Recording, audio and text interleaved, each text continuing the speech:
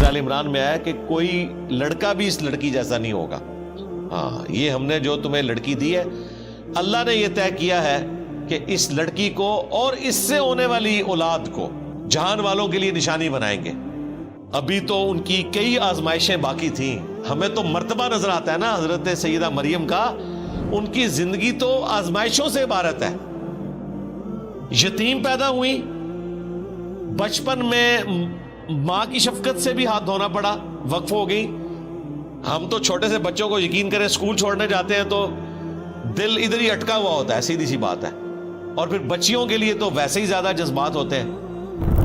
اور پھر اس کے بعد جو انہوں نے تکلیفیں کاٹی ہیں، لوگوں کی باتیں سنی ہیں، تو یہ مرتبہ حاصل کرنے کے لیے ہمیں تو لگتا ہے نا کہ جی انہیں اللہ تعالیٰ نے بغیر خاوند کے اولاد دی تو انہیں جو باتیں سننی پڑی ہیں، جس تکلیف سے گزرنا پڑا، اس کا اظہار بھی آپ کو اس میں نظر آ جائے گا.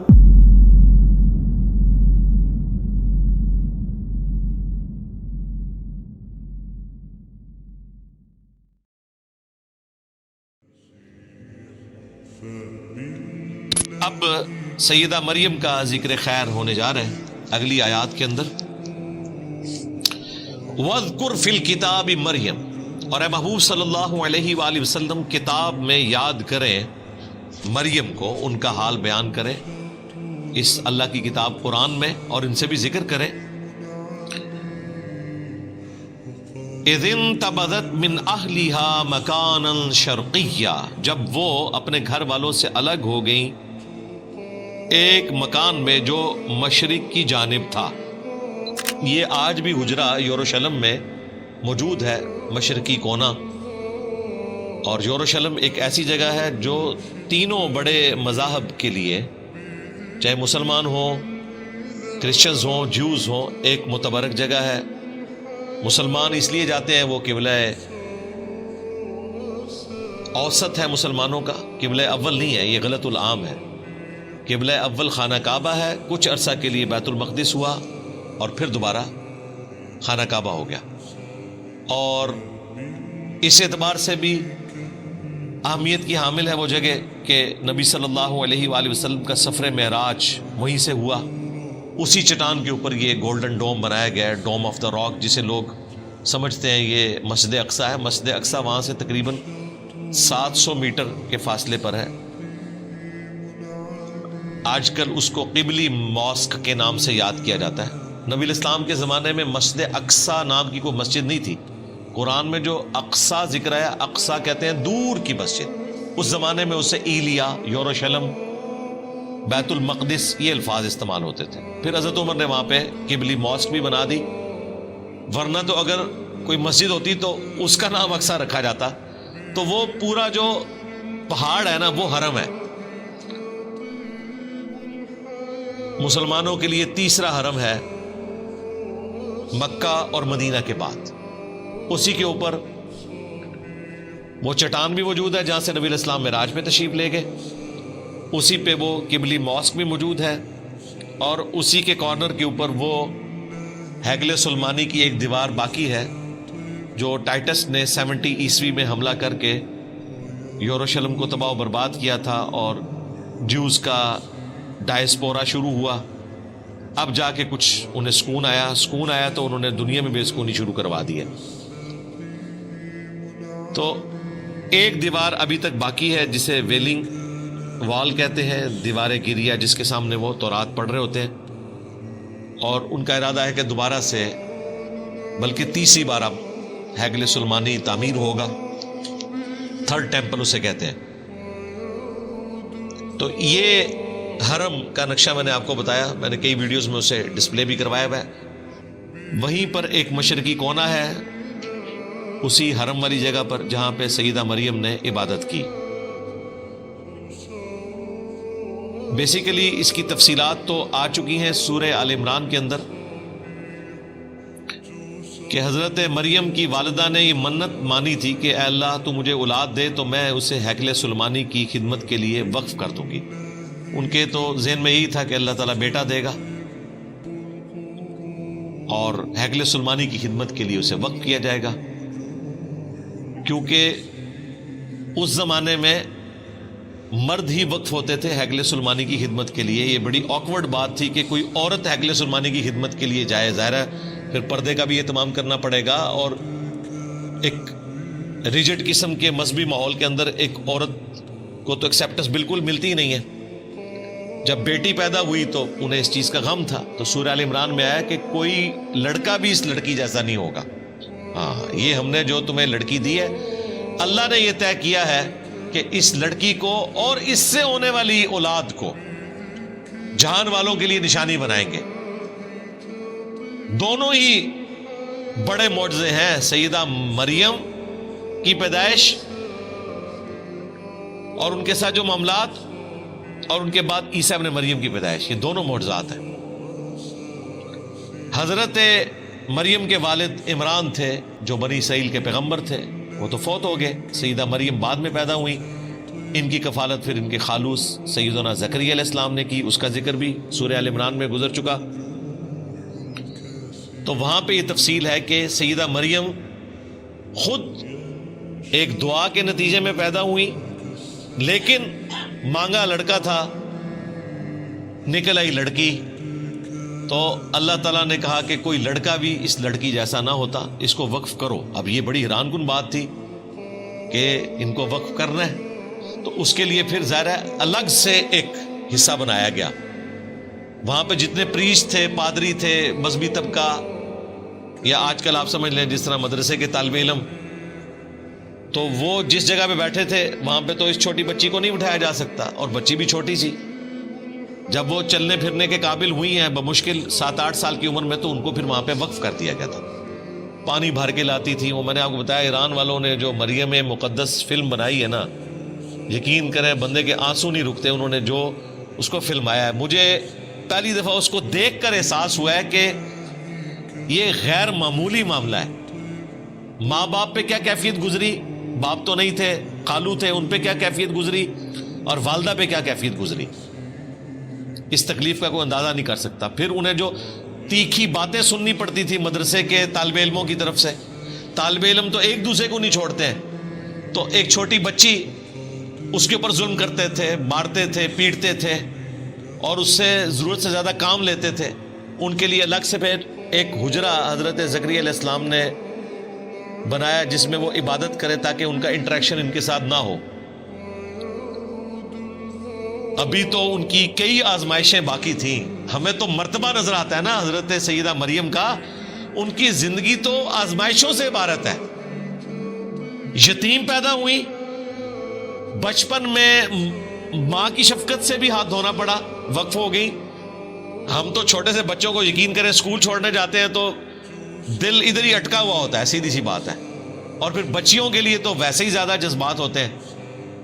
اور پھر اس کے بعد جو انہوں نے تکلیفیں کاٹی ہیں, لوگوں کی باتیں سنی ہیں, تو یہ مرتبہ حاصل کرنے کے لیے ہمیں تو لگتا ہے نا کہ جی انہیں اللہ تعالیٰ نے بغیر خامند کے اولاد دی, تو انہیں جو باتیں سننی پڑی ہیں, جس تکلیف سے گزرنا پڑا, اس کا اظہار بھی آپ کو اس میں نظر آ جائے گا. اللہ تعالیٰ فرماتا ہے کہ وہ الگ ہو گئی ایک مکان میں جو مشرق کی جانب تھا, ایک حجرہ بنایا گیا. فَاتَّخَذَتْ مِن دُونِهِمْ حِجَابًا, پس بنا لیا انہوں نے لوگوں سے ہٹ کر ایک الگ پردے میں جگہ. اب اگلی ازمائش شروع ہو گئی ہے.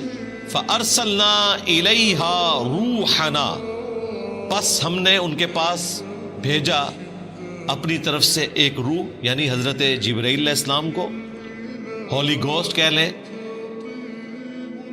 روح مقدس کہہ لیں, جبرائیل علیہ السلام. فتمثل لها بشرا سویا, تو وہ ان کے سامنے ایک انسان کی شکل میں ظاہر ہوئے ان کے حجرے کے اندر. ان کے حجرے میں کوئی مرد نہیں جاتا تھا. وہ جب حجرے میں عبادت کر رہی تھی تو انہوں نے دیکھا کہ ایک نوجوان سامنے آ کے کھڑا ہو گیا. اب دیکھیں کتنی پرہیزگار عورت تھی. قالت, انہوں نے کہا, انی اعوذ بالرحمن منک ان کنت تقیا, میں رحمان کی پناہ میں آتی ہوں, اگر تو واقعی پرہیزگار ہے تو میں اپنے آپ کو رحمان کی پناہ میں دیتی ہوں. اس کو بھی تنبیہ کی اور اس سے پناہ نہیں مانگی، اللہ سے پناہ مانگی. قال انما انا رسول ربک، تو حضرت جبرائیل نے پھر بتایا میں تو تیرے رب کا رسول ہوں، انسانی شکل میں ہوں. ان کے لیے تو کوئی اٹریکشن نہیں کسی عورت میں، فرشتوں کا تو کوئی جینڈر ہی نہیں ہے، نہ مرد نہ عورت، ان کا تو جینڈر ہی کوئی نہیں ہے، انہیں تو کوئی لینا دینا نہیں اس چیز سے. تو انہوں نے کہا میں تیرے رب کا رسول ہوں. لِأَهَبَ لَكِ غُلَامًا زَكِيًّا، اور میں آیا ہوں تاکہ میں تمہیں عطا کروں ایک پاکیزہ فرزند. اب یہ واقعہ ہمیں انجیل میں بھی ملتا ہے، لیکن وہ جس انداز میں بیان ہوا ہے اور یہ جس انداز میں بیان ہوا ہے زمین و آسمان کا فرق ہے. اسی لیے جیمی سوگارڈ کے ساتھ جب مناظرہ ہوا تھا احمد دیدار صاحب کا، تو انہوں نے کہا کہ آپ اسے پڑھو اور پھر بتاؤ آپ اپنے بچوں کو اس واقعے کا وہ ورژن دو گے جو قرآن میں موجود ہے، یا وہ جو تمہاری انجیل میں موجود ہے کہ وہ جو لڑکا ہے وہ ڈھانپ لیتا ہے سیدہ مریم کو، اور یعنی وہ اس طریقے سے اسے پریزنٹ کیا ہے جو ایک مرد و عورت کا ایک تعلق والا معاملہ ہے، اس طریقے سے اسے پریزنٹ کیا. حالانکہ ایسا نہیں تھا، بس سامنے آئے تھے، بشارت دی، خوشخبری لے کر آئے تھے. یہاں پر وہ چیز بھی کلیئر ہوگی کہ نبی الاسلام سے پہلے غیر انبیاء کی طرف بھی فرشتے آ جایا کرتے تھے، انہیں بھی کشف ہو جاتا تھا، الہام ہو جاتا تھا. اگرچہ یہ ایک بہت ایکسٹراڈنری کیس ہے حضرت موسیٰ علیہ السلام کی والدہ اور عیسیٰ علیہ السلام کی والدہ کا، چونکہ وہ پیغمبروں کی مائیں تھیں، ان کے ساتھ تو ایک کیس ہوا. ان کے سوا بھی کیس ہو جایا کرتا تھا کہ غیر نبی سے بھی فرشتہ کلام کر لیتا تھا، لیکن ختم نبوت کی برکت سے اب یہ معاملہ اس امت میں بین ہو چکا ہے. تو حضرت جبرائیل علیہ السلام نے کہا کہ میں تمہیں بشارت دینے والا ہوں ایک پاکیزہ بچے کی. اس میں الفاظ ہیں تاکہ میں تمہیں عطا کروں ایک پاکیزہ فرزند. اب دیکھیں دین تصوف کے ماننے والوں نے اس میں سے نکالا کہ اگر حضرت جبرائیل بیٹا دے سکتے ہیں تو پیر بھی بیٹا دے سکتے، اور انہوں نے ظاہری الفاظ پکڑے کہ میں آیا ہوں اس لیے کہ تاکہ تمہیں بیٹا دوں. بیٹا دوں سے مراد یہ ہے کہ بیٹے کی بشارت دو، کیونکہ بعد میں آ رہا ہے کہ وہ اللہ نے دینا ہے. حضرت جبرائیل علیہ السلام تو کسی کو بیٹا نہیں دے سکتے، وہ تو صرف وہی لے کر آئے تھے. تو ظاہری الفاظ کو اٹھاتے ہیں، پورا کانٹیکسٹ چھوڑتے ہیں اور کہتے ہیں کہ حضرت جبرائیل بیٹا دیتے ہیں. بالکل ایسا نہیں ہے. قالت انا یکون لی غلام، تو سیدہ مریم نے کہا کہ مجھے بیٹا کیسے ہو سکتا ہے. وَلَمْ يَمْسَسْنِي بَشَرٌ وَلَمْ أَكُ بَغِيًّا، جبکہ مجھے کسی مرد نے آج تک ہاتھ نہیں لگایا شوہر کی حیثیت سے، اور نہ ہی میں کوئی بدکار عورت ہوں. اور اللہ تعالیٰ کا طریقہ ہے کہ مرد و عورت کے ازدواجی تعلق کے بغیر نسل انسانی یوں نہیں چلتی، تو مجھے اولاد کیسے ہو جائے گی. اب یہ ایک ایکسٹراڈنری چیز تھی. تو حضرت جبرائیل علیہ السلام نے کہا قال کذالک، انہوں نے کہا ایسا ہی ہوگا. قال ربک هو علی ہین، تو انہوں نے کہا کہ تیرے رب کے لیے یہ کرنا بہت آسان ہے. یہ سیم وہی الفاظ ہیں جو حضرت زکریا علیہ السلام کے کیس میں فرشتے نے کہا تھا جب انہوں نے کہا، پیچھے گزر چکا، کہ میں بوڑھا ہو چکا ہوں، میری بیوی بانجھ ہے، تو کہا کہ اسی طریقے سے ہوگا اور یہ اللہ کے لیے آسان ہے. تو دونوں ہی معجزانہ پیدائشیں ہیں، حضرت یحییٰ علیہ السلام کی بھی اور حضرت عیسیٰ علیہ السلام کی بھی. اور یحییٰ علیہ السلام جو ہیں وہ عیسیٰ ابن مریم کی تصدیق کرنے والے ہیں، ایک زمانے میں ہوئے ہیں اور آپس میں رشتہ بھی ہے، خالہ زاد بھی لگتے ہیں. تو یہاں پہ بھی حضرت مریم کو فرشتے نے کہا اللہ کے لیے بہت آسان ہے. وَلِنَجْعَلَهُ آیَةً لِلنَّاسِ، اور ہم تیرے بیٹے کو معجزانہ طور پر ایک نشانی، قدرت کا ایک معجزہ بنائیں گے انسانیت کے لیے. وَرَحْمَةً مِنَّا، اور اپنی طرف سے سراپا رحمت. وَكَانَ أَمْرًا مَقْضِيًّا، اور یہ ایک ایسی بات ہے جس کا فیصلہ ہو چکا ہے، یہ اللہ کی تقدیر میں طے پا چکا ہے کہ آپ کو معجزانہ طور پر اولاد دی جائے گی، اور یہ اولاد انسانیت کے لیے ایک نشانی ہوگی۔ اللہ تعالیٰ کا ایک پلان تھا کہ ہم نے ایک انسان ایسا بھی پیدا کرنا ہے کہ جس کی ماں ہو اور باپ نہ ہو۔ ویسے تو آدم علیہ السلام کے کیس میں ان سے بھی بڑا ورژن ہے، ان کی تو ماں اور باپ دونوں نہیں تھے، ان کو تو اللہ تعالیٰ نے خاص اپنے ہاتھوں سے بنایا، جیسا کہ ہاتھ اس کی قدرت کے لائق ہیں۔ ہم اس کے لیے یوں تشبیہ بھی بیان نہیں کرتے، اپنی طرف سے روح پھونکی۔ اسی لیے سورہ آل عمران میں اللہ تعالیٰ نے کرسچنز کو سمجھاتے ہوئے کہا ہے کہ عیسیٰ کی مثال اللہ کے حضور آدم کی سی ہے، کہ اس کو ہم نے مٹی سے بنایا، کن فیکون ہو گیا۔ تو اللہ تعالیٰ کے لیے کوئی مشکل نہیں ہے۔ اگر آدم علیہ السلام اللہ کے بندے ہیں، جن کو کرسچنز بھی کہتے ہیں کہ وہ اللہ کے بندے ہیں، تو عیسیٰ ابن مریم بدرجہ اولا اللہ کے بندے ہیں، کیونکہ آدم علیہ السلام کی ماں اور باپ دونوں کوئی نہیں تھے۔ عیسیٰ علیہ السلام کی پھر بھی ماں تھی، اور انہوں نے 9 مہینے کا پیریڈ ماں کے پیٹ میں گزارا، جو ایک نیچرل پروسیس ہے۔ ایک مسنگ ایلیمنٹ تھا باپ والا، وہ اللہ تعالیٰ کی طرف سے خاص ایک روح تھی۔ اسی لیے سورۃ النساء میں آیا کہ عیسیٰ ابن مریم روح من ہے، اللہ کی خاص روح ہے۔ ویسے تو ہمارے اندر بھی اللہ کی روح ہے، روح سے مراد اللہ کی مخلوق روح، لیکن عیسیٰ ابن مریم خاص روح ہے، کیونکہ وہاں باپ والا ایلیمنٹ مسنگ ہے، وہ خاص روح ہے کہ صرف ماں سے پیدا ہوئے، اور جہان والوں کے لیے ان کو نشانی بنانا تھا۔ فَحَمَلَتْهُ،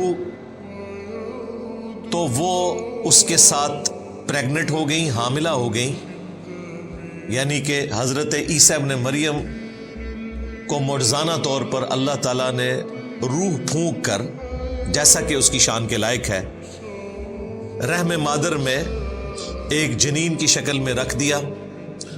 پھر اس کے بعد انہوں نے 9 مہینے کا پیریڈ گزارا، جو ایک نیچرل پروسیس ہے۔ فَانْتَبَذَتْ بِهِ مَكَانًا قَصِيًّا، تو وہ اس بچے کو لے کر ایک دور کی جگہ پر چلی گئی۔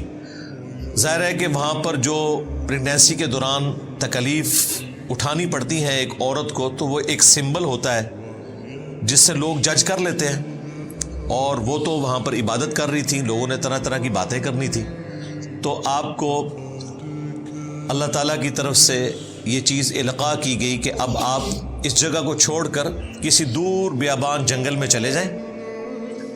دونوں ماں بیٹا، یعنی کہ سیدہ مریم اسی پریگننٹ فارم میں تشریف لے گئی، اور اللہ تعالیٰ نے ان کے لیے معجزانہ طور پر خوراک کا بندوبست کیا، کیونکہ اب وہ کسی کے پاس کھانے کے لیے تو نہیں جا سکتی تھی۔ 9 مہینے تک انہوں نے کھجور اور پانی کے اوپر گزارا کیا۔ کھجور ایک پرفیکٹ غذا ہے، ظاہر ہے، ایک کھجور کے اندر 2 روٹیوں کے برابر کیلوریز موجود ہوتی ہیں، اور تازہ کھجوریں اللہ تعالیٰ کی طرف سے، اور تازہ پانی کا چشمہ اللہ تعالیٰ کی طرف سے 9 مہینے کے لیے بہا دیا گیا۔ جس بھی وہ جنگل کے پورشن میں تھی اس کا ذکر آیا ہے۔ فَأَجَاءَهَا الْمَخَاضُ إِلَى جِذْعِ النَّخْلَةِ، پس وہ جو پریگنینسی کا درد تھا، وہ تکلیف انہیں لے آئی ایک کھجور کے تنے کے پاس۔ این ممکن ہے کہ وہ سادہ تنا تھا، اللہ تعالیٰ نے معجزانہ طور پر اس کے اوپر کھجوریں ان کے لیے اگا دیں، یا وہ پہلے سے درخت موجود تھا، بہرحال ایک غیر معمولی چیز ہے۔ تو وہ اس درخت کے ساتھ ٹیک لگا کے بیٹھ گئی۔ اب انہوں نے اپنی تکلیف کا اظہار کیسے کیا؟ قالت، انہوں نے عرض کیا اللہ کے حضور، یا لیتنی مت قبل ھذا، اے کاش میں یہ دن دیکھنے سے پہلے مر گئی ہوتی، وَكُنْتُ نَسْيًا مَنْسِيًّا، اور میں بالکل ایسی ہو جاتی کہ لوگ جسے فراموش کر دیں، لوگ مجھے جانتے بھی نہ کہ مریم نام کی کوئی عورت بھی دنیا میں موجود تھی، مجھے یہ دن نہ دیکھنے پڑتے۔ اب یہ بڑی حیران کن بات ہے کہ آپ کو حضرت جبرائیل علیہ السلام بشارت دے رہے ہیں، تو آپ کی تو خوشی کی انتہا نہیں ہونی چاہیے تھی، لیکن بہرحال انسان ہے، انسان کے ساتھ وہ سارے کے سارے لوازمات لگے ہوئے ہیں، انسان لوگوں کی باتوں سے تکلیف کا شکار بھی ہوتا ہے۔ تو سیدہ مریم کو بھی اس تکلیف کا احساس ہوا کہ میں اب لوگوں کا سامنا کیسے کروں گی کہ بغیر شادی کے مجھے اولاد ہو گئی، تو لوگ طرح طرح کی باتیں کریں گے۔ اس تکلیف کے احساس نے انہیں آہوزاری کرنے پر مجبور کیا اللہ کے حضور کہ کاش آج سے پہلے میں مر چکی ہوتی، یہ دن نہ مجھے دیکھنے پڑتے اور میں بھولی بسری ہو جاتی۔ نسیم منسیہ۔ اب اس مبارک آیت میں بھی منکرین احادیث کا رد ہے، جو احادیث میں آئے ہوئے واقعات کا مذاق اڑاتے ہیں کہ یہ کیسے ہو گیا۔ یہی بات اگر صحیح بخاری یا مسلم میں لکھی ہوتی تو انہوں نے مذاق اڑانا تھا، یہ کیسے ہو گیا کہ سیدہ مریم کو فرشتہ بشارت دے اور اس کے بعد پھر وہ کہ میں کاش مر گئی ہوتی، بھولی بسری ہو جاتی، یہ ہو ہی نہیں سکتا۔ ہمیں اگر حضرت جبرائیل بشارت دے ہم تو خوشی کے مارے پھولے نہیں سمائیں گے، تو سیدہ مریم ایسی باتیں کیسے کر سکتی تھی؟ انہوں نے مذاق اڑانا تھا اور وہ جینون ہوتا گیون سرکمسٹانسز میں۔ لیکن اس کا جواب کیا ہے؟ یہ بھی حقیقت ہے کہ انسان بہرحال انسان ہے، اس نے لوگوں کو فیس کرنا ہوتا ہے، تکلیف کا شکار انسان ہو جاتا ہے۔ اب دیکھیں وہ صحابہ کرام جو جنگ سے پہلے اپنی جان نچھاور کرنے کے لیے تیار تھے، ان میں سے کئی اصحاب غزوہ احد میں چھوڑ کر چلے گئے، اور قرآن میں اس واقعے کا ذکر بھی ہوا، اور 2 دفعہ اللہ تعالیٰ نے سورہ آل عمران میں ان کی معافی کی اناؤنسمنٹ بھی کر دی۔ لیکن واقعہ تو بہت بڑا ہے۔ آج اگر دقت نظر سے دیکھا جائے کہ یہ کیسے ہو سکتا ہے کہ جانثار لوگ نبی اسلام کو چھوڑ جائیں، کچھ آخری وقت تک ساتھ رہے، کچھ چھوڑ کر بھی چلے گئے، لیکن آج کی ڈیٹ میں معاف ہو چکا۔ یہ بھی بشری تقاضا تھا، یہ ہو سکتا ہے۔ یہ شاعری میں باتیں اچھی لگتی ہیں، تیرے ہوتے جنم لیا ہوتا تو تیرے قدموں سے لپٹتا، تو میں خاک کا ذرہ ہوتا، میں اپنی جان نچھاور کر دیتا۔ جب وقت آتا ہے تو بہت مشکل ہوتا ہے اس پر عمل کرنا۔ آج دیکھ لیں کتنے لوگ ہیں جو فجر کی نماز کے لیے اٹھتے ہیں، انہوں نے نبی الاسلام کے لیے اپنی جان قربان کرنی تھی، جو بسترے کی قربانی نہیں دے سکتے۔ تو یہ جذباتی باتیں، پریکٹیکلی انسان تکلیف سے گزرتا ہے۔ تو یہاں پر بھی سیدہ مریم کا یہ کہنا یہ ایک بشری تقاضا تھا، انسان ہے۔ جب انہوں نے یہ فریاد کی تو اللہ تعالیٰ نے اس پہ انہیں کوئی ڈانٹا نہیں ہے، بلکہ فرشتے کے ذریعے بشارت دی۔ فناداہا من تحتہا، تو ایک فرشتے نے نیچے سے پکارا، کسی اونچی جگہ پر ہوں گی، نیچے فرشتہ سامنے ظاہر ہوا، اس نے ان کو پکار کر بشارت دی، اللہ تحزنی، کہ مت غم کھاؤ، قد جعل ربکی تحتکی سریہ، بے شک تیرے رب نے تیرے لیے نیچے ندی رواں کر دی ہے۔ اب یہ معجزانہ طور پر ڈھارس تھی، اسی وقت کوئی ندی چلی ان کے لیے، اسی درخت کے نیچے جہاں پر وہ بیٹھی ہوئی تھی۔ ظاہر ہے ان کے لیے پریگنینسی میں موومنٹ کرنا بھی مشکل تھا۔ اور دیکھیں دوسرا معجزہ یہ ظاہر ہوا، وَهُزِّي إِلَيْكِ بِجِذْعِ النَّخْلَةِ، اور یہ جو کھجور کا تنا ہے نا، اس کو اپنی طرف ہلاؤ۔ اب مجھے بتائیں بڑا آدمی بھی کسی کھجور کے تنے کو نہیں ہلا سکتا، تو عورت کیسے ہلائے گی؟ بس معجزانہ طور پر تھا، بس ہاتھ ہی رکھا انہوں نے، ہلکا سا اسے ہلایا، کیا وہ ہلا بھی نہیں ہوگا؟ اتنا وہ سخت درخت ہوتا ہے۔ معجزانہ طور پر ہوا۔ تساقط علیکی رطبا جنیہ، تو یہ تنا آپ کے اوپر پکی ہوئی کھجوریں گرانا شروع کر دے گا۔ عین ممکن ہے کوئی خشک تنا تھا، اس پہ کھجوریں لگ گئی اسی وقت، معجزانہ طور پر ندی تو رواں ہوئی ہے۔ اب 2 تفاسیر کی گئی ہیں۔ ایک تفسیر جو قرآن میں فٹ ان بیٹھتی ہے وہ یہی ہے کہ یہ کسی فرشتے نے ہی کہا۔ بعض لوگ اس طرف گئے ہیں کہ حضرت عیسیٰ علیہ السلام نے کلام کیا ان کی گود میں، لیکن یہ دور کی بات ہے۔ اس کی وجہ یہ ہے کہ یہ بات تو آنی تھی 9 مہینے کے بعد۔ وہ 9 مہینے میں انہوں نے کس طرح اپنا وقت پاس کیا، تو یہ بات زیادہ مضبوط ہے کہ فرشتے نے ندا کی جب وہ پریگننٹ حالت میں جا کے تنے کے ساتھ ٹیک لگا کے بیٹھ گئی، اور انہوں نے اللہ کے حضور فریاد کی، تو اللہ تعالیٰ نے فرشتے کے ذریعے بشارت دی کہ آپ کے لیے میٹھے پانی کی ندی ہے، اور یہ درخت کا تنا آپ بس اسے تھوڑا سا ہلائیں، ہاتھ لگانے کی دیر ہے، آپ کے اوپر پکی ہوئی کھجوریں گریں گی، جو ایک پرفیکٹ غذا ہے، پانی بھی اور کھجوریں بھی۔ فَكُلِي وَاشْرَبِي، تو کھاؤ اور پیو اس میں سے، پرفیکٹ غذا ہے۔ وَقَرِّي عَيْنًا، اور اپنی آنکھوں کو ٹھنڈا کرو۔ کس کے ذریعے؟ جو بچہ پیدا ہونے والا ہے اس کے تصور سے کہ یہ معجزانہ پیدائش ہے، وجیہن فی الدنیا والآخرہ ومن المقربین، اور جب پیدا ہو گیا تو ماں کے اندر ایک اٹریکشن ہے نیو بورن بیبی کے لیے۔ ماں کو چھوڑ دیں، آپ چھوٹے بچے ذرا موٹر بائکس پہ بیٹھے ہوئے دیکھیں، آپ کے اپنے بچے بھی نہیں ہوتے پھر بھی اتنی اٹریکشن ہوتی ہے۔ چھوٹے بچوں میں اللہ تعالیٰ نے اٹریکشن رکھی ہے۔ انسان نہیں، بلی کا بچہ دیکھ لیں، مرغی کا چوزا دیکھ لیں، ایک نیچرل اللہ تعالیٰ نے اٹریکشن کا معاملہ رکھتی ہے۔ تو اپنی آنکھوں کو ٹھنڈا کرو اپنے بچے کو دیکھ کر۔ فَإِمَّا تَرَيِنَّ مِنَ الْبَشَرِ أَحَدًا، اور تم اگر کسی آدمی کو دیکھو، کوئی آدمی نظر آئے جو تمہارا جاننے والا ہو، اور ظاہر ہے وہ پوچھے گا مریم کب شادی ہوئی اور یہ بچہ کہاں سے آ گیا، کیا چکر ہے،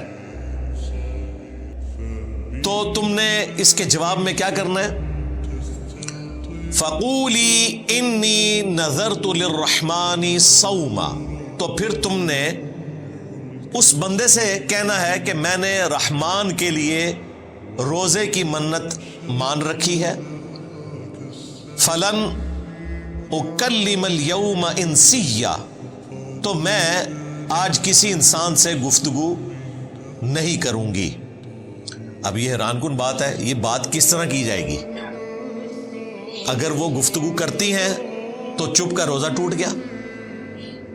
اب اگر یہ جملہ بخاری شریف میں موجود ہوتا یا میں اپنی ویڈیو میں کہتا تو انہوں نے کہنا تھا دیکھیں اس میں لٹریچر کی غلطی ہے، یہاں ہونا چاہیے تھا کہ تم نے اشارے سے کہنا ہے۔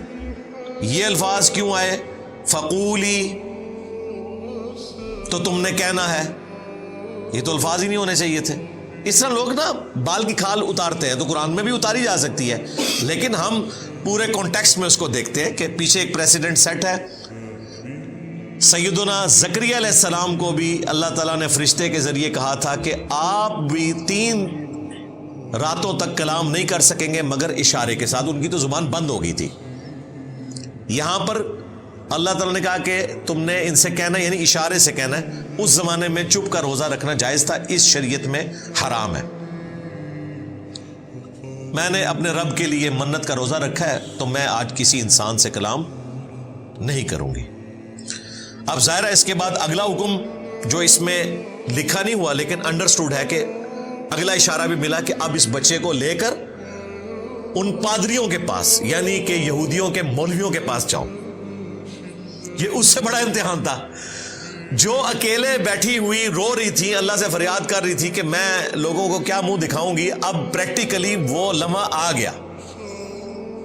تو وہ ایک مشکل صورتحال تھی ان کے لیے۔ فَأَتَتْ بِهِ قَوْمَهَا تَحْمِلُهُ، تو وہ بچہ اٹھا کر اپنی قوم کے پاس آئیں، گود میں بچہ اٹھایا ہوا ہے۔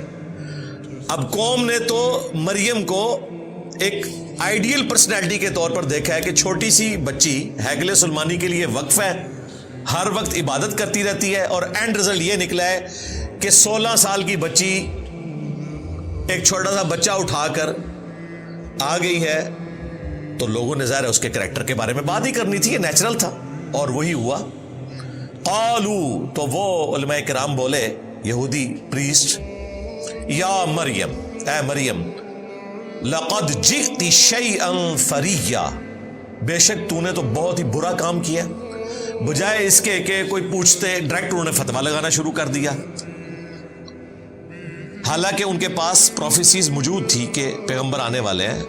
سیدہ مریم کا ایک کریکٹر تھا, انہوں نے ڈائریکٹ 0 سے ملٹیپلائی کر دیا, الزامات لگا کر پھر پوچھا. اس کی بجائے یہ بھی پوچھا جا سکتا تھا ڈائریکٹلی کہ یہ بچہ کس کا ہے, ہو سکتا ہے کسی کا بچہ اٹھایا ہو, لیکن انہوں نے خود ہی ازیوم کر لیا, اگرچہ وہ ازمپشن ان کی درست تھی, لیکن میں ایٹیچیوڈ کی بات کر رہا ہوں. یا اخت ہارون, اے ہارون کی بہن, ما کان ابوک امرأ سوء, نہ تو تیرا باپ کوئی برا آدمی تھا, وما کانت امک بغیہ, اور نہ تیری ماں کوئی بدچلن عورت تھی. یعنی تو نیک ماں باپ کی اولاد ہے, تیرا باپ پیغمبر تھا عمران, اور تیری ماں بھی نیک عورت, اور تیرا بھائی ہارون وہ بھی کوئی شریف النفس انسان ہوگا, اس کی طرف منسوب کیا. اس کریکٹر میں تیرا کریکٹر نہیں بیٹھتا.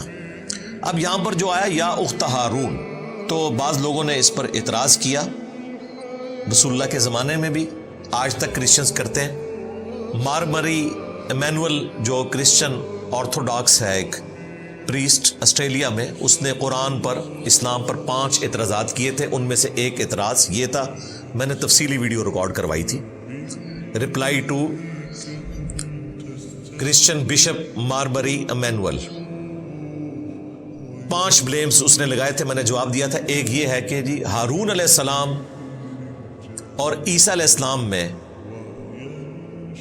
تو 1000 سال کا فاصلہ ہے, تو سیدہ مریم ہارون کی بہن کیسے ہو گئی؟ یہ تو ہسٹوریکل مسٹیک ہے قرآن میں. انہوں نے بھی پادریوں کی طرح ایزیوم کر لیا کہ قرآن کو یہ زمانی ترتیب ہی نہیں پتا. حالانکہ قرآن حکیم میں سورہ آل عمران میں, سورۃ المائدہ میں انبیاء کی زمانی ترتیب کا بھی ذکر ہوا ہے. سورۃ الحدید میں بھی کئی جگہ, جس میں اللہ تعالیٰ نے ترتیب کے ساتھ بیان کیا کہ ہم نے ابراہیم علیہ السلام کو, پھر ان کی اولاد میں سے اسحاق, اور ان کی اولاد کو پیغمبری عطا فرمائی, اور پے در پے رسول آتے رہے, یہاں تک کہ عیسیٰ ابن مریم کو ہم نے بھیجا. اور اس میں موسیٰ علیہ السلام, ہارون علیہ السلام کا بھی ذکر ہے. قرآن تو خود کہہ رہا ہے کہ ان کا زمانہ ایک نہیں ہے, تو قرآن تو یہ غلطی کر ہی نہیں سکتا تھا نا کہ اس سے مراد وہ ہارون لیا جاتا جو موسیٰ علیہ السلام کے بڑے بھائی تھے. قرآن تو خود کہہ رہا ہے کہ ان کے درمیان اتنا فاصلہ ہے. 2 نمبری کرتے ہیں, یہ آیت اٹھاتے ہیں اور کہتے ہیں قرآن کو تو ہسٹری کا نہیں پتا, دوسری جگہ سے آیات اٹھائیں, قرآن تو خود بتا رہا ہے. تو اس کا جواب یہ ہے, صحیح مسلم میں حدیث ہے, مغیرہ ابن شعبہ کہتے ہیں میں نجران گیا تھا, وہاں کرسچنز تھے, اور وہی تھے جو بعد میں آئے بھی تھے مباہلے کے لیے. تو انہوں نے مجھ سے سوال کیا کہ ہارون کی بہن مریم کیسے ہو گئی, ان کے درمیان تو 1000 سال سے زیادہ کا فاصلہ ہے. تو میں ان کو جواب نہیں دے سکا. تو نبی علیہ السلام نے کہا کہ تم نے ان کو کہہ دینا تھا کہ بنی اسرائیل کے لوگ اس چیز کو اچھا سمجھتے تھے کہ پیغمبروں کے نام کے اوپر نام رکھیں. تو اتنا تو تم کامن سینس یوز کر سکتے تھے کہ یہاں ہارون علیہ السلام سے مراد موسیٰ علیہ السلام کے بھائی نہیں ہیں. اب یہ حیران کن بات ہے کہ ہارون علیہ السلام اور موسیٰ علیہ السلام کے والد کا نام بھی عمران ہے, اور سیدہ مریم کے والد کا نام بھی عمران ہے. تو اس چیز کی وہ پلی لیتے ہیں, بھئی یہ پلی لی جائے تو تم بھی مانتے ہو کہ دونوں کے والد عمران ہیں, تو کیا تم بھی ایک زمانہ مان رہے ہو ان کا؟ نہیں. تو وہ وہی جواب دیں گے جو نبی علیہ السلام نے دیا کہ انبیاء کے ناموں کے اوپر نام رکھے جاتے تھے, نیک بندوں کے ناموں کے اوپر نام رکھے جاتے تھے, اور وہ لیگیسی اس امت میں بھی چلی ہے. ہم لوگ بھی پریفر کرتے ہیں کہ انبیاء کے ناموں کے اوپر نام رکھیں. اس وقت دنیا میں سب سے زیادہ نام محمد ہے, وہ اسی وجہ سے ہے کہ نبی علیہ السلام کی طرف نسبت ہے. مسلمان ابراہیم بھی رکھتے ہیں, موسیٰ بھی رکھتے ہیں, عیسیٰ بھی رکھتے ہیں الحمدللہ. تو بنی اسرائیل میں بھی یہ طریقہ تھا کہ نبیوں اور نیک لوگوں کے نام کے اوپر نام رکھے جاتے تھے. تو نبی علیہ السلام نے کہا کہ تم نے کہہ دینا تھا کہ بنی اسرائیل انبیاء اور نیک لوگوں کے ناموں کے اوپر اپنے بچوں کے نام رکھا کرتے تھے. تو اس سے یہ پتہ چلا کہ سیدہ مریم کا کوئی بھائی تھا جس کا نام ہارون تھا. یہاں ہارون سے مراد موسیٰ علیہ السلام کے بھائی نہیں ہے. بعض علماء نے اس کا کمزور جواب دیا کہ یا اخت ہارون سے مراد اسی طریقے سے ہے جیسا کہ قرآن حکیم میں جگہ جگہ ذکر ہوا. پیغمبر کے کیس میں لوط کے بھائیوں نے، نوح کے بھائیوں نے، یعنی اس قوم میں سے ہی پیغمبر ہوتا ہے تو بھائی کے رشتے سے بات کی جاتی ہے، اگرچہ وہ فرق تو ہے امتی کا اور پیغمبر کا. تو یہاں بھائی سے مراد یہ ہے کہ سیدہ مریم ہارون علیہ السلام کی اولاد میں سے تھیں، اس وجہ سے یا اخت ہارون کہا گیا. لیکن وہ اپنے زمانے کے لیے تو درست ہے، قرآن میں ایسی کوئی نظیر نہیں ملتی کہ اولاد میں ہو اس کے لیے بھی کہا جائے کہ ہارون کے بھائیوں میں سے یا موسیٰ کے بھائیوں میں سے. اس طرح کی کوئی مثال نہیں ملتی. یہ کمزور جواب ہے. جواب وہی ہے جو صحیح مسلم کے اندر آیا ہے. ڈاکٹر ذاکر نائک نے بھی اس کا جواب دیا تھا، لیکن چونکہ ان کو اس طریقے سے حدیث کا نالج نہیں تھا تو انہوں نے کہا کہ المصنف ابن ابی شیبہ میں ایک روایت موجود ہے، اور روایت کون سی بیان کی؟ جو مسلم شریف میں ہے. انہیں نہیں پتا تھا یہ صحیح مسلم میں ہے. تو میں نے اپنی ویڈیو میں بھی کہا تھا کہ مصنف ابن ابی شیبہ سے تو ضرورت ہی نہیں، وہ روایت مسلم شریف میں ہے جو مین سٹریم کی 6 کتابوں میں آتی ہے. تو مصنف تک تو ہم تب پہنچیں گے جب یہاں ہمیں کوئی دلیل نہ ملے. تو سیم حدیث صحیح مسلم میں موجود ہے جو اس مسئلے کو کلیئر کر دیتی ہے کہ یا اخت ہارون سے مراد یہ ہے کہ ہارون علیہ السلام کے نام پر مریم سلام اللہ علیہا کا کوئی بھائی تھا جس کا نام ہارون تھا. البتہ ہماری ایک ماں ہے سیدہ صفیہ، ان کے بارے میں بخاری مسلم میں آتا ہے غزوہ خیبر کے موقع پر وہ لونڈی بنا کر لائی گئیں.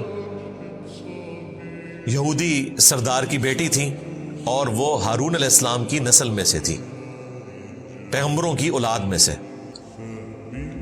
تو صحابہ کرام نے پھر مشورہ دیا کہ ان کو آپ اپنے پاس رکھیں کیونکہ یہ پیغمبر کی اولاد میں سے ہیں تو ان کی دلجوئی بھی ہوگی، کوئی عام عورت نہیں ہے. تو نبی علیہ السلام نے اتنی دلجوئی فرمائی کہ سیدہ صفیہ کو آزاد کر دیا اور ان کی آزادی ان کا حق مہر ٹھہرا اور انہیں اپنے عقد میں لے لیا نکاح کر کے بجائے لونڈی بنانے کے. مزید پروٹوکول دیا، ان کی وہ غلامی بھی ختم کر دی اور انہیں آزاد کر کے اپنے عقد میں لیا اور ہماری ماں بن گئی سیدہ صفیہ بنت حیی بن اخطب. حیی ابن اخطب یہ یہودی سردار تھا جو مارا گیا. پھر اللہ تعالیٰ نے معجزانہ طور پر سیدہ صفیہ کی ڈھارس بندھائی. یہ نان مسلم بھی اعتراض کرتے ہیں کہ وہ عورت جس کا باپ، بھائی، رشتہ دار ایک دن میں قتل ہوئے ہوں، وہ عورت اسی دن کس طریقے سے کسی ایسے شخص کے عقد میں جا سکتی ہے کہ جس کی وجہ سے سارے قتل ہوئے، یعنی خود رسول اللہ صلی اللہ علیہ وآلہ وسلم. تو ایسا نہیں ہے، وہ احادیث موجود ہیں. ان کو اللہ تعالیٰ نے بشارت دے دی تھی کہ آپ آخری پیغمبر کی بیوی بننے والی ہیں. تو پہلے دن ہی اللہ تعالیٰ نے ان کے دل کو رسول اللہ کی طرف کر دیا تھا، اگرچہ اس دن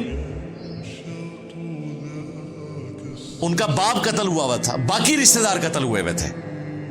پھر بھی نبی علیہ السلام کی طرف مائل ہوئیں اور انہوں نے فوراً اسلام قبول کر لیا اور نبی علیہ السلام کی وہ زوجہ بن گئی. اور ان کا قد چھوٹا تھا، اونٹ پہ بیٹھ نہیں سکتی تھی، تو نبی علیہ السلام نے اپنے مبارک گھٹنے کو رکھا اور اس پہ پاؤں رکھ کے وہ اونٹ پر سوار ہوئی. اس سے یہ پتہ چلا کہ نبی علیہ السلام اپنی بیویوں کو کتنا پروٹوکول دیتے تھے اور اپنے پیچھے سوار کیا. یہاں کراچی کے ایک مفتی نے بات کی تھی کہ جی وہ موٹر بائک کے پیچھے ایک ٹانگ ادھر کر کے اور ایک ٹانگ ادھر کر کے بیٹھنا، یہ عجیب سی، پھر بڑے اس نے عجیب و غریب غلیظ قسم کے الفاظ استعمال کیے تھے. تو میں نے کہا تھا کہ اللہ کے بندے یہ تو سنت ہے. اونٹ کے اوپر سیدہ صفیہ رسول اللہ کے پیچھے اسی حالت میں بیٹھی تھی کہ ایک ٹانگ ادھر کر کے ایک ٹانگ ادھر کر کے، اور نبی اسلام کو پکڑ کر وہ بیٹھی تھی. تو یہ تو سنت ہے اور یہ زیادہ سیف طریقہ ہے. گاؤں کے لوگ آپ نے دیکھا ہے بوڑھی عورتوں کو جب لے کر چلتے ہیں تو وہ دونوں ٹانگیں ایک طرف نہیں کرتے, گرنے کے چانسز ہوتے ہیں.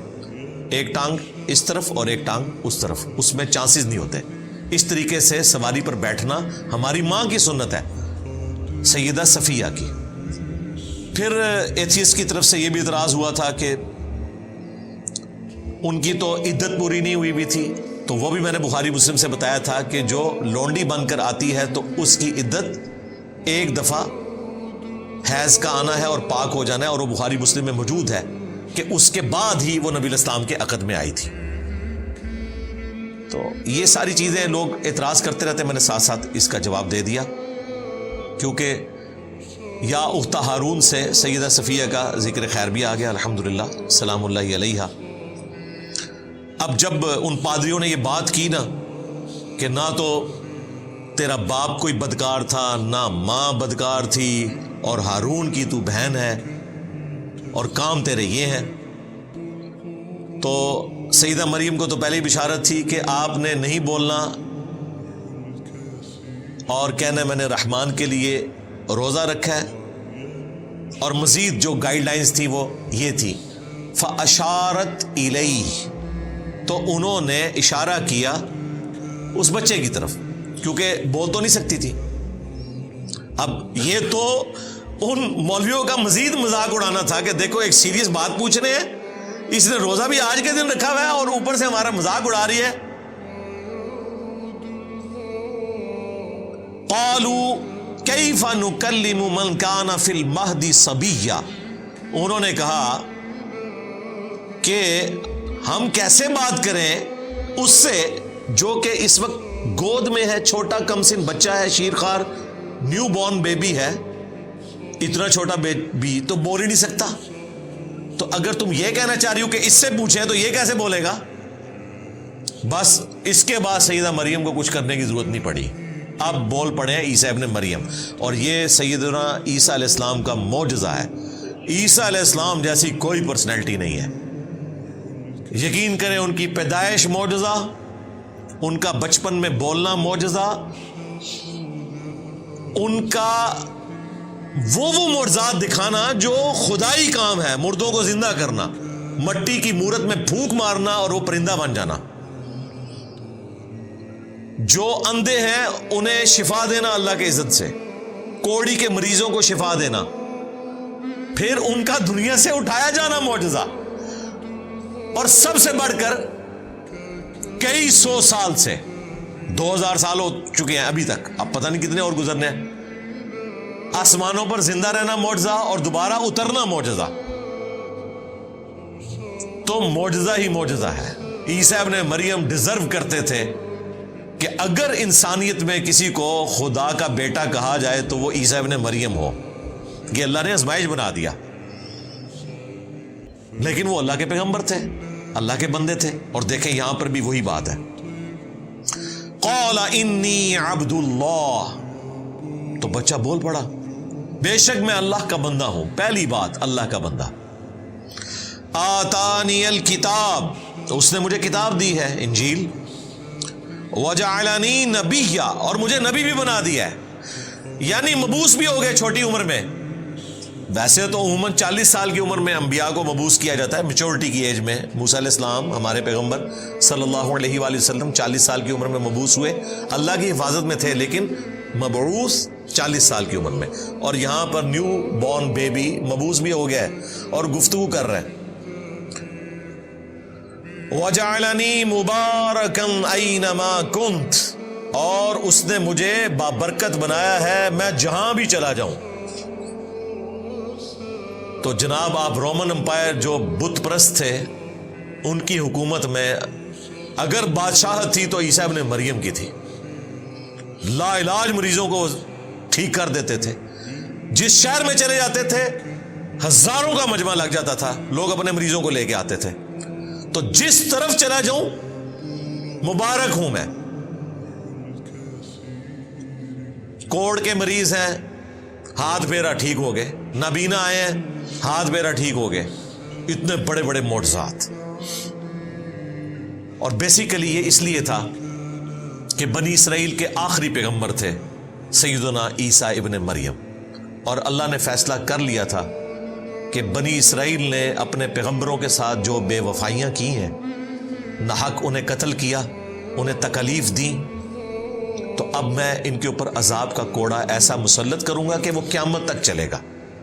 ضربت علیہم الذلہ والمسکنہ وباؤوا بغضب من اللہ، ان کے اوپر ذلت، مسکنت اور اللہ کا غضب ہے قیامت کے دن تک کے لیے۔ بلکہ یہاں تک آیا قرآن میں کہ تاریخ میں ایسے لوگ آتے رہیں گے جو تم پر اللہ کی طرف سے عذاب مسلط کرتے رہیں گے۔ ہٹلر کی شکل میں عذاب مسلط ہوا کیونکہ انہوں نے اپنی روش نہیں چھوڑی۔ یہ واحد کیس ہے کہ پیغمبر آیا ہے مسلمانوں کی طرف، ورنہ انبیاء کرام رسول آتے تھے کافروں کی طرف۔ وہاں تو عذاب سمجھ آتی ہے کہ نوح علیہ السلام کو ماننے والے مسلمان، نہ ماننے والے کافر۔ عیسیٰ ابن مریم یہودی النسل ہے، بنی اسرائیل ہے، آئے کس کی طرف ہے؟ مسلمانوں کی طرف۔ یہودی تو مسلمان تھے اس وقت تک، لیکن ان مولویوں نے، پادریوں نے، مولوی اس لیے کہ مسلمانوں کے تھے، ان کو ماننے سے انکار کر دیا، کیونکہ وہ ان کی غلطیاں نکالتے تھے کہ حرام خوریاں چھوڑو۔ وہ آپ مریم مقدس فلم دیکھیں، اور ایک اور فلم ہے یسوع مسیح کے اوپر، وہ بھی کئی اقساط کے اوپر ہے، ایران والوں نے بنائی ہے۔ اس میں آپ یہ منظر دیکھیں گے، وہ جہاں جاتے ہیں لوگ پہنچ جاتے ہیں، اور پھر بیت المقدس میں جب عیسیٰ ابن مریم جاتے ہیں اور دیکھتے ہیں کہ وہاں پہ جناب سودی لین دین ہو رہا ہے، مسجد کو بازار بنایا ہوا ہے، تو ان کی حمیت جاگ اٹھتی ہے۔ وہ سب کی ٹیبلز اکھاڑ کے پرے پھینکتے ہیں، ہر چیز تتر بتر کر دیتے ہیں اللہ کی حمیت کی وجہ سے، اور وہاں کھڑے ہو کر پھر وہ توحید کا خطبہ دیتے ہیں کہ تم ابراہیم کے ماننے والے ہو، ابراہیم تو یہ کچھ نہیں کرتے تھے، ابراہیم کا نام بیچ رہے ہو تم۔ اب وہاں بیٹھے ہوئے تھے بابے، اور یہ ہے 25 سال کا نوجوان، کہاں سے وہ دعوت قبول کرے؟ ان کے قتل کے فتوے جاری کیے، اللہ تعالیٰ نے انہیں زندہ آسمانوں پر اٹھا لیا، اور پھر اس کے بدلے میں اللہ تعالیٰ نے ان کے اوپر عذاب مسلط کیا، کیونکہ عیسیٰ ابن مریم بنی اسرائیل کے آخری پیغمبر تھے۔ کسی بھی بنی اسرائیل کے یہودی کو، یعنی کہ اس وقت کے مسلمان کو، شک بھی نہیں رہا اس بات میں کہ یہ پیغمبر ہیں یا نہیں۔ سب نے اتنے بڑے معجزات دیکھ لیے، کوئی انسان کر ہی نہیں سکتا مردوں کو زندہ کرنا۔ یہ تو وہ معجزہ ہے جو بنی اسرائیل کے کسی پیغمبر نے نہیں کیا ہوا تھا، یہ معجزہ تو ابراہیم علیہ السلام کے پاس نہیں تھا، کوئی شک نہیں تھا۔ اس کے باوجود دیکھیں صرف 12 بندوں نے حضرت عیسیٰ ابن مریم کی دعوت کو قبول کیا، یہودیوں نے دعوت قبول نہیں کی۔ دشمنوں کے ڈیزرو کرتے تھے کہ ان کے اوپر ذلت مسلط کر دی جائے قیامت کے دن تک کے لیے، اور وہ مسلط ہے۔ اس لیے اللہ تعالیٰ کا جتنا غصہ یہودیوں کے اوپر ہے نا، کافروں پہ اتنا نہیں ہے۔ ہے تو یہ بھی کافر، لیکن آسمانی مذہب کے ماننے والے ہیں، کیونکہ انہوں نے اپنے پیغمبر کو ماننے سے انکار کر دیا۔ اور یہ دیکھیں، یہ معجزہ وہ اپنی آنکھوں سے دیکھ رہے ہیں کہ ایک شیرخوار بچہ وہ کہہ رہا ہے میں اللہ کا بندہ ہوں، اللہ نے مجھے کتاب دی ہے، مجھے نبی بنایا ہے، مجھے بابرکت بنایا ہے، میں جہاں کہیں بھی جاؤں، وَأَوْصَانِي، اور مجھے وصیت کر دی ہے اس بات کی، بِالصَّلَاةِ، کہ نماز ادا کرتے رہو۔ نماز کا ذکر ہر جگہ آتا ہے کہ پیغمبر بھی اپنے آپ کو نماز سے بے نیاز نہیں کر سکتا۔ وَالزَّكَاةِ، اور اللہ کی راہ میں صدقہ اور خیرات کرنے کا، زکوٰۃ دینے کا۔ مَا دُمْتُ حَيًّا، جب تک میں زندہ رہوں، میں اپنی ماں کے ساتھ اس نے سلوک کرتا رہوں، میں نماز پڑھتا رہوں، اللہ کی راہ میں خرچ کرتا رہوں۔ ایک دن کی نماز نہیں، ٹوٹل اوبیڈینس اپنے گاڈ کی کروں، یہ مجھے میرے رب نے حکم دیا ہے۔ وَبَرًّا بِوَالِدَتِي، اور مجھے خدمت گزار بنایا ہے اپنی ماں کا۔ پیغمبر ہے لیکن خدمت کر رہا ہے ماں کی، کیوں؟ اس ماں نے تکلیفیں اٹھائی ہیں اس بچے کی خاطر، کتنی باتیں سنی ہیں، اور پریگنینسی کی تکلیف اپنی عفت اور اس مسٹیک پہ لگا لی، لوگوں نے باتیں کی۔ وَلَمْ يَجْعَلْنِي جَبَّارًا شَقِيًّا، اور مجھے سخت طبیعت کا نہیں بنایا، نہ بدبخت بنایا ہے، یعنی میں نرم مزاج ہوں، اپنی ماں کے ساتھ بھی اس نے سلوک کرنے والا اور عوام الناس کے ساتھ بھی۔ والسلام علی، اور سلامتی ہو مجھ پر، یوم ولدت، اس دن جس دن میں پیدا ہوا، ویوم اموت، اور اس دن جب میں الٹیمیٹلی مروں گا، یعنی دنیا میں دوبارہ آنا ہے، اس کے بعد شادی بھی کریں گے، فوت بھی ہوں گے، اس پہ میری الگ سے ویڈیوز ریکارڈ ہیں، اولاد بھی ہوگی۔ وَيَوْمَ أُبْعَثُ حَيًّا، اور اس دن جس دن میں مرنے کے بعد دوبارہ اٹھایا جاؤں گا۔ تینوں مواقع پر مجھے اللہ تعالیٰ کی سلامتی نصیب ہو۔ دیکھیں پیغمبر بھی اللہ تعالیٰ سے سلامتی مانگتے ہیں، اور آپ کے پیغمبر نے آپ کو ہر فرض نماز کے بعد صحیح مسلم میں یہ دعا سکھا دی ہے، اللہم انت السلام ومنک السلام تبارکت یا ذا الجلال والاکرام۔ جنت میں بھی جب آپ نے جانا ہے تو قرآن میں آتا ہے کہ فرشتے کہیں گے سلامتی کے ساتھ داخل ہو جاؤ جنت میں، اور جنتیوں کا کلام بھی ہوگا آپس میں، السلام علیکم، یہ بھی قرآن میں آیا سورہ یونس میں، اور دنیا میں مشروع کر دیا کہ آپ نے ایک دوسرے کو سلام کہنا ہے۔ بخاری مسلم میں کتنی احادیث ہے۔ تو یہ دین سراپا سلامتی ہے۔ مسلمانوں کے کلچر میں السلام علیکم سے زیادہ بولی جانے والی چیز کوئی نہیں ہے، اور دیکھ لیں اللہ کا شکر ہے 1400 سال گزرنے کے باوجود چاہے پریکٹسنگ مسلمان ہو، نان پریکٹسنگ ہو، فون پہ آپس میں ملتے ہوئے السلام علیکم کہتے ہیں۔ میں کہتا ہوں یہ بہت بڑا ایسٹ ہے مسلمانوں کے پاس، کہ یہ وہ طریقہ ہے جو مسلمانوں نے اتنی کمزوریوں کے باوجود نہیں چھوڑا کہ السلام علیکم سے بات شروع کرتے ہیں۔ تو سلام ہو مجھ پر اس دن جس دن میں پیدا ہوا، جس دن میں مروں گا، اور جس دن دوبارہ اٹھایا جاؤں گا۔ اب ڈاکٹر طاہر القادری صاحب نے اس آیت کو ولادت مصطفیٰ صلی اللہ علیہ وآلہ وسلم منانے کی دلیل بنایا ہے۔ وہ کہتے ہیں دیکھیں نبیوں کی جو ولادت کا دن ہے وہ سلامتی کا دن ہے، اور جو اس سے درس مل رہا تھا واقعے سے وہ لوگوں نے فراموش کر دیا۔ اس میں سے یہ ایک ٹکڑا اٹھایا اور اس میں رنگ بھی خود بھر دیے۔ اس میں کہاں لکھا ہوا ہے کہ عیسیٰ علیہ السلام کے ماننے والے جو ہیں وہ ان کی پیدائش کا دن منائے؟ وہ تو اپنے لیے دعا کر رہے ہیں کہ اے اللہ مجھ پہ سلامتی ہو جس دن میں پیدا ہوا، جس دن میں مروں گا، جس دن میں اٹھایا جاؤں گا۔ اور یہ دعا تو ہر مسلمان کو مانگنی چاہیے۔ سلامتی کی دعا ہم ہر وقت مانگتے ہیں، فرض نماز کے بعد مانگتے ہیں، موت کے وقت بھی سلامتی ہے، اور قیامت کے دن بھی سلامتی، پل صراط پر بھی سلامتی۔ تو اس کا کوئی لینا دینا نہیں ہے اس میلاد کے ساتھ۔ ویسے صحیح مسلم حدیث ہے نبی علیہ السلام میلاد مناتے تھے سال بعد نہیں، ہر مہینے نہیں، ہر ہفتے پیر کا روزہ رکھ کے۔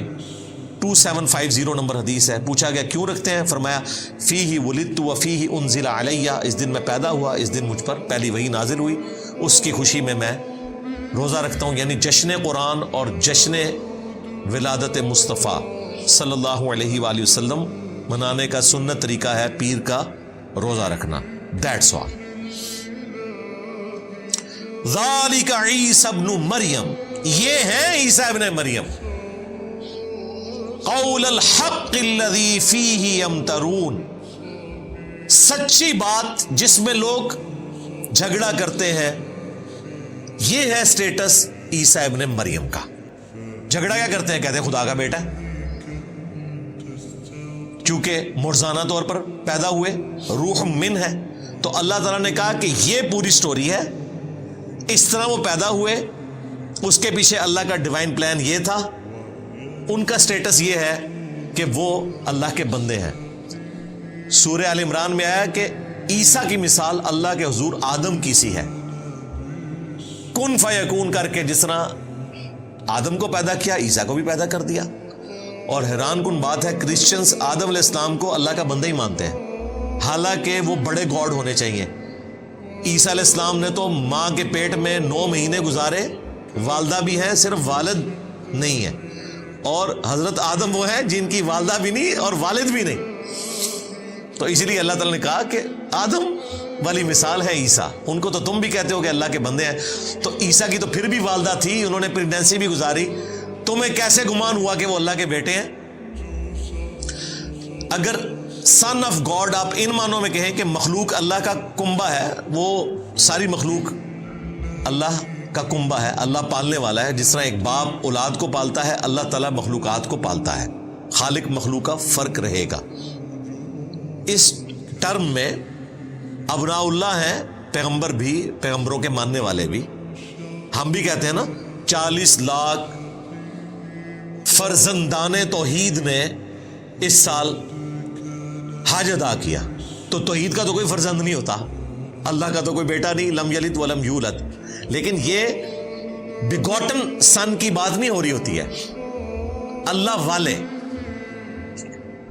جس طرح یہودی کہتے تھے کہ ہم ابناء اللہ ہیں اور اس کے احبا ہیں. اللہ نے یہ نہیں کہا کہ یہ کفر بول رہے ہو، کہا کہ اللہ سے کوئی عہد لے لیا کہ اللہ تعالیٰ تمہیں عذاب نہیں دے گا. یعنی بنی اسرائیل کی ٹرمالوجی میں ابناء اللہ والی جو ٹرم ہے وہ ان معنوں میں ہے کہ خالق اور مخلوق کا فرق ہے، محاورتاً بات ہے، ولد نہیں ہے، بیگوٹن والا سلسلہ نہیں ہے. ما کان للہ ان یتخذ من ولد، اللہ کی یہ شان نہیں کہ وہ اپنے لیے اولاد چنے. یہ ایک کرٹیکل موقع ہے. عموماً کرسچنز یہ بات کرتے ہیں کہ قرآن میں جب کبھی بھی ولد کا ذکر آیا تو وہ عیسیٰ ابن مریم کے کانٹیکسٹ میں نہیں آیا. لہذا جو قرآن حکیم کا مقدمہ ہے کہ اللہ نے اپنے لیے بیٹا نہیں چنا، یہ والا مقدمہ آپ ہمارے خلاف نہیں پیش کر سکتے. ولد کا لفظ دکھائیں کہ عیسیٰ ابن مریم کے کانٹیکسٹ میں اللہ تعالیٰ نے کرسچنز کے بارے میں بات کی ہو کہ وہ عیسیٰ ابن مریم کو بیگوٹن سن مانتے تھے. تو یہ ثبوت ہے قرآن میں کہ وہ بیگوٹن سن مانتے تھے، کیونکہ یہاں کانٹیکسٹ کے ساتھ اللہ تعالیٰ نے بیگوٹن سن کی نفی کی ہے. کیونکہ کرسچنز میں سے بہت تھوڑا سا طبقہ ہے جو توحید کے ماننے والے ہیں، یونیٹیرین ان کو کہا جاتا ہے، موحد کہا جاتا ہے. بہت تھوڑے ہیں، آٹے میں نمک بھی نہیں، آٹے میں نمک پھر بھی زیادہ ہوتا ہے. اور وہ یہ بات پکڑتے ہیں، وہ کہتے ہیں ہم تو خدا واحد کے ماننے والے ہیں اور قرآن نے ہمیں تو کہیں کنڈیم نہیں کیا. وہ تو بات ہوئی ہے بیٹا بنانے کی، تو بیٹے کا کانسیپٹ تو آپ کے ہاں بھی ہے کہ یہ محاورتاً بات ہوتی ہے. وہ تو ہم کہتے تھے، ہم ولد نہیں کہتے تھے. یہ موقع ہے جہاں پر اللہ تعالیٰ نے ذکر کر دیا کہ وہ ولد بھی مانتے تھے، اور یہ حقیقت ہے. کنگ جیمز ورژن جو اس وقت دنیا میں چل رہا ہے، گریک لینگویج سے ٹرانسلیٹ ہوا ہے. انجیل مقدس کے نام سے بائبل سوسائٹی انارکلی لاہور سے انجیل پرنٹ ہوتی ہے. اس کے شروع میں بھی لکھا ہے کہ یہ کنگ جیمز ورژن ہے، اور اصل نسخہ جو ہے وہ یونان کا، اس سے اس کو لیا گیا. ان کے پاس تو ہبرو ہے ہی نہیں ہے نا. اصل نسخہ وہ ہے جو آلریڈی ٹرانسلیٹڈ ہے، اس لیے تو بیچ میں ایسی خرافات ہے. کنگ جیم تھا جس نے اس کو لکھوایا تھا، اور اس سے پہلے بیگوٹن سن والی بات انجیل میں موجود تھی جو انہوں نے نکال دی ہے. آج کی انجیل میں بیگوٹن سن والا ذکر موجود نہیں ہے.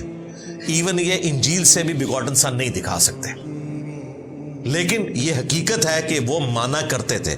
اسی لیے قرآن کہہ رہا ہے کہ اللہ کی یہ شان نہیں کہ وہ اپنا ولد بیگوٹن سن کسی کو ٹھہرا لے. سبحانہ، وہ تو پاک ہے. بڑا باریک نقطہ ہے، پاک ہے کس چیز سے کہ وہ اپنا بیٹا بنائے. کیوں؟ اولاد انسان کو اس لیے ریکوائرڈ ہوتی ہے کہ انسان کا مشن وہ آگے لے کر چلے گی انسان کے مرنے کے بعد. جسے موت ہی نہیں آنی اسے اولاد کی کیا ضرورت ہے؟ یہ ہے کہ اللہ کے شان شان بھی نہیں کہ وہ بیٹا رکھے، اس کی ضرورت ہی نہیں ہے، اسے موت تو آنی نہیں ہے. یہ تمہاری ضرورت ہے، تمہاری لیگیسی کو کوئی آگے لے کر چلے. اذا قضا امرا، اس کی قدرت تو یہ ہے کہ جب وہ ارادہ کر لیتا ہے کسی کام کا، فإنما يقول له كن فيكون، تو بس وہ تو حکم فرماتا ہے کہ ہو جا، اور وہ کام ہو جاتا ہے. اب یہ حکم فرمانا کہ ہو جا تو وہ کام ہو جاتا ہے، یہ اس طرح نہیں ہے جس طرح ہم بولتے ہیں. اللہ تعالیٰ کی جو صفات ہے ان کی کوئی ہم مثال بیان نہیں کر سکتے، لیس کمثلہ شیء، اللہ کی مثال کوئی شے نہیں، وہو السمیع البصیر، وہی سننے والا ہے، دیکھنے والا ہے۔ ہم بھی سننے والے دیکھنے والے ہیں، لیکن اس طرح نہیں ہے۔ اللہ تعالیٰ کے لیے آپ کان کی یا آنکھوں کی مثال نہیں دے سکتے، جیسا کہ اس کی شان کے لائق ہے۔ وَإِنَّ اللَّهَ رَبِّي وَرَبُّكُمْ، اور بے شک اللہ تعالیٰ میرا بھی رب ہے اور تمہارا بھی رب ہے۔ یہ اب عیسیٰ ابن مریم کا خطبہ ہے یہ جملہ، اور جب وہ جوان ہوئے انہوں نے یہی بات کی کہ بے شک اللہ میرا بھی رب ہے اور تمہارا بھی، فَاعْبُدُوا، پس اس کی عبادت کرو، هَذَا صِرَاطٌ مُسْتَقِيم، یہ ہے سیدھا راستہ۔ یہ جوانی کا جو پورا خطبہ ہے نا، وہ سورۃ المائدہ میں گزر چکا ہے، اینڈ پہ بھی، جو قیامت کے دن اللہ تعالیٰ کی اور عیسیٰ ابن مریم کی گفتگو ہے، اس میں عیسیٰ ابن مریم نے اپنی دعوت حق کا ذکر کیا ہے کہ میں ان کو یہی بتاتا رہا ہوں کہ عبادت کرو اس رب کی جو تمہارا بھی رب ہے اور میرا بھی رب ہے، اور بالفرض اگر میں نے کوئی ایسی بات کی تھی تو تیرے علم میں ہوگی، جو تیرے جی میں ہے میں وہ نہیں جانتا، جو میرے جی میں ہے وہ تو جانتا ہے، سارے غیب تو ہی جاننے والا ہے۔ اور سورۃ المائدہ ہی میں اللہ تعالیٰ نے جب کرسچنز کی نفی کی تو فرمایا لقد کفر الذین قالوا ان اللہ هو المسیح ابن مریم، بے شک وہ لوگ کھلا کفر کر رہے ہیں جو کہہ رہے ہیں کہ اللہ ہی عیسیٰ ابن مریم ہے، یعنی نعوذ باللہ اللہ تعالیٰ عیسیٰ ابن مریم کی شکل میں دنیا میں اتر آیا۔ وقال المسیح، جبکہ مسیح تو خود یہ دعوت دیا کرتے تھے، یا بنی اسرائیل، اے اولاد یعقوب، اعبدوا اللہ ربی و ربکم، عبادت کرو اس رب کی جو میرا بھی رب ہے اور تمہارا بھی رب ہے۔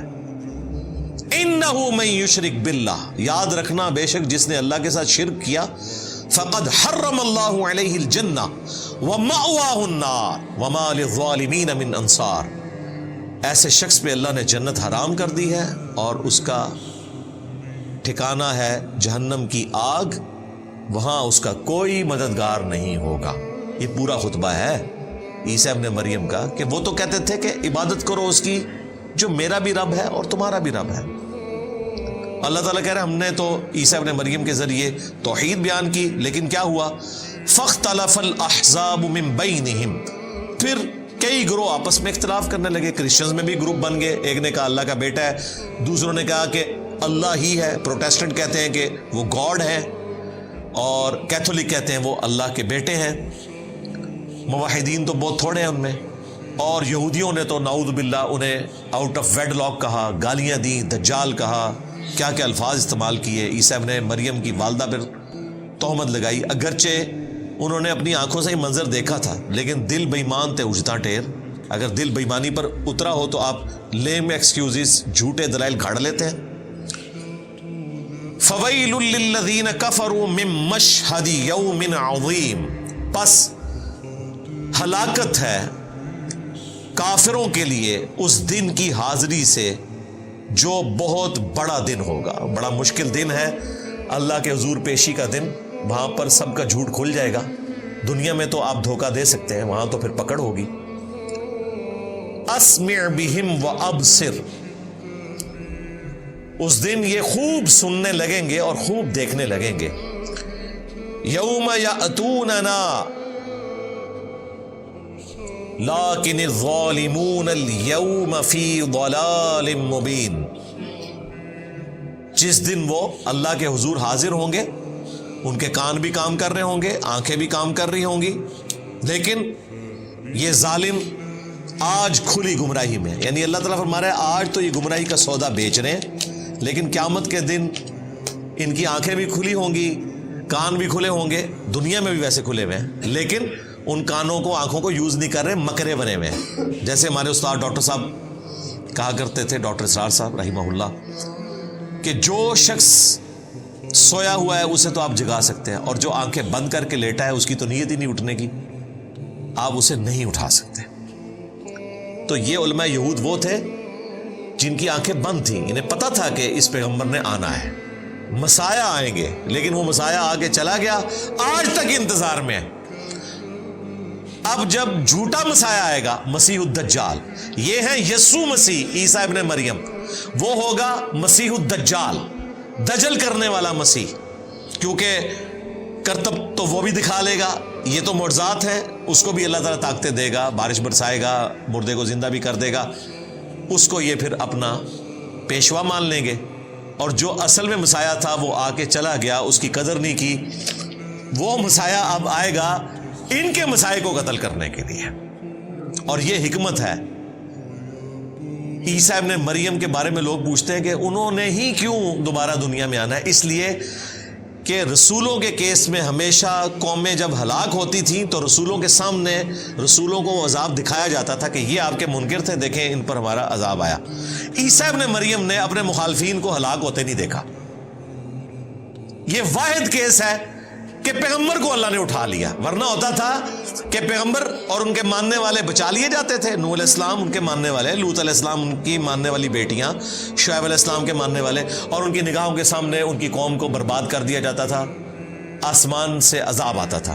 عیسیٰ علیہ السلام کے کیس میں بھی ایسا ہونا چاہیے تھا، لیکن ایسا نہیں ہوا۔ عیسیٰ علیہ السلام کو اللہ نے اٹھا لیا۔ اب عیسیٰ علیہ السلام آئیں گے اور عذاب کی آخری قسط بنو اسرائیل کو اپنے ہاتھوں سے دیں گے، اور اللہ تعالیٰ بنو اسرائیل کو ان کی غلط حرکات کے عذاب کا مزہ چکھائے گا، ان کی طرف بھیجے ہوئے آخری پیغمبر عیسیٰ ابن مریم کے سامنے۔ وہ بنی اسرائیل کے لیے آخری پیغمبر ہے۔ اتنے بڑے معجزات کے ساتھ آئے، لوگوں نے ان کا انکار کیا، آج تک بڑی حقارت سے نام لیتے ہیں عیسیٰ ابن مریم کا۔ وہ مسلمان ہیں جو ان کو عزت دیتے ہیں، جیوز تو اتنی سخت نفرت کرتے ہیں۔ اس کے باوجود دیکھیں یہودیوں کی عیاری اور مکاری ہے کہ وہ ہستی جسے کرسچنز نے اپنا خدا مانا ہوا ہے، اس کو وہ دجال کہتے ہیں، نعوذ باللہ، آؤٹ آف ویڈ لاک کہتے ہیں اس کی اصل میں خطا ہے، لیکن ایکا کیا ہوا ہے جیوز نے اور کرسچنز نے مسلمانوں کے خلاف۔ ویسے تو یہ نیچرل نہیں ہے، یہ سب کچھ ورلڈ وار 1 اور 2 کے بعد ہوا۔ پہلے تو واقعی ایک دوسرے کو قتل کرتے تھے۔ جو آج ہم قادیانیوں کے ساتھ سلوک کرتے ہیں نا، اس سے برا سلوک یہودیوں کے ساتھ ہوتا تھا یورپ میں۔ انہیں اتوار والے دن نکلنے کی اجازت نہیں ہوتی تھی، بڑی بڑی دیواریں تھیں، سائیڈ پہ ان کو بستیاں دی ہوئی تھیں، وہیں پر وہ اندر ہی رہتے تھے، اور ڈیوڈ سٹار انہوں نے وہ 6 کونوں والا بنانا ہوتا تھا تاکہ دور سے پہچانے جائیں کہ یہ یہودی ہیں۔ تو کرسچن سے نفرت کرتے تھے، یعنی مسلمان قادیانیوں سے شاید اتنی نفرت نہ کرتے ہوں، اگرچہ کرتے ہیں بڑے لیول کی، اور یقیناً جسٹیفائی ہے، انہوں نے ایک جھوٹے پیغمبر کی نبوت کو مان لیا، ایک دجال کو مان لیا۔ اس سے زیادہ نفرت کرتے تھے کرسچنز یہودیوں کے ساتھ۔ یہ تو انہوں نے عیاری اور مکاری اور پیسے کے زور کے اوپر انہیں اپنے قابو میں کر لیا۔ آپ امیجن کریں، خدا نہ خواستہ ہمارے پیغمبر کو کسی نے قتل کیا ہو، ہم قیامت تک اس کی نسلوں سے بھی نفرت کریں گے، تھوکیں گے ان کے منہ کے اوپر۔ تو ان کا وہ پیغمبر نہیں، ان کا خدا قتل کیا ہوا ہے یہودیوں نے۔ وہ تو یہی کہتے ہیں نا، سولی چڑھ گئے، ہمارے نزدیک زندہ اٹھائے گئے، تو اس لیے ان کا ایکا ہو ہی نہیں سکتا تھا۔ تو عذاب کی آخری قسط آئے گی عیسیٰ ابن مریم کے ذریعے۔ وَأَنذِرْهُمْ يَوْمَ الْحَسْرَةِ إِذْ قُضِيَ الْأَمْرُ، تو آپ اے محبوب صلی اللہ علیہ وآلہ وسلم انہیں ڈر سنائیے اس حسرت اور ندامت کے دن کا جس دن فیصلہ ہو جائے گا ہر ایک کا۔ وَهُمْ فِي غَفْلَةٍ وَهُمْ لَا يُؤْمِنُونَ، اور آج یہ لوگ غفلت میں ہیں اور ایمان نہیں لاتے، حق بات کو قبول نہیں کرتے۔ اِنَّا نَحْنُ نَرِثُ الْأَرْضَ، بے شک ہم ہی وارث ہوں گے اس زمین کے، وَمَنْ عَلَيْهَا، اور جو کچھ اس پر ہے، وَإِلَيْنَا يُرْجَعُونَ، اور تمہیں لوٹ کر ہماری ہی طرف آنا ہے۔ اس زمین کے مالک ہم ہیں۔ ظاہر ہے جن یہودیوں نے عیسیٰ ابن مریم کے قتل کے فتوے جاری کیے، انہیں تکلیفیں دی، چلے گئے دنیا سے۔ اللہ ہی اس زمین کا وارث ہے۔ اللہ تعالیٰ نے بعد میں مسلمانوں کو یہ زمین عطا فرما دی، اور قرب قیامت میں اللہ تعالیٰ کی طرف سے عذاب کا کوڑا جب یہودیوں پر برسے گا تو عیسیٰ ابن مریم اور ان کے ماننے والوں کو حکومت مل جائے گی، اور الٹیمیٹلی قیامت کے دن تو اللہ ہی بادشاہ ہے۔ لمن الملک اليوم للہ الواحد القہار، قیامت کا دن اللہ فرمائے گا آج کس کی بادشاہت ہے، کوئی جواب دینے والا نہیں ہوگا۔ سب انسان، سب پیغمبر، سب جن، سارے فرشتے مر چکے ہوں گے، ایک اکیلا اللہ ہوگا، اور اپنی بات کا جواب وہ خود دے گا۔ آج اس قہار کی حکومت ہے جو سب پر چھایا ہوا ہے، اکیلا قہار چھایا ہوا۔ پھر اللہ تعالیٰ دوبارہ سے لوگوں کو زندہ کرے گا۔ الحمدللہ یہاں پر عیسیٰ ابن مریم کا ذکر خیر مکمل ہوا، اور ان کی والدہ سیدہ مریم کا علیہم السلام۔ سلام علی عیسیٰ سلام علی مریم سبحان ربک رب العزت عما یصفون وسلام علی المرسلین والحمد للہ رب العالمین۔